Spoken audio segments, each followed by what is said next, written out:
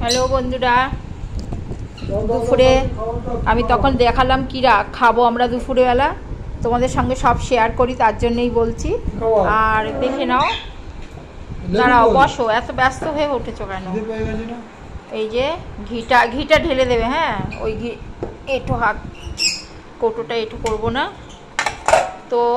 এই যে ভাত, এটা খুব গরম, বুঝেছো? একটু সাবধানে করতে হবে, সাবধানে করতে হবে। দেখো একদম এর সঙ্গে লেগে যাচ্ছে।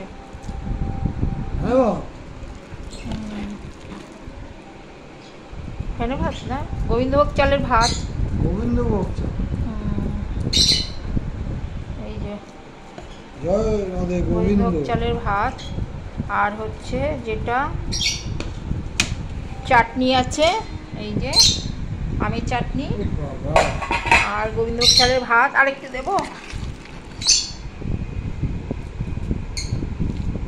ঘি ঢেলে নাও।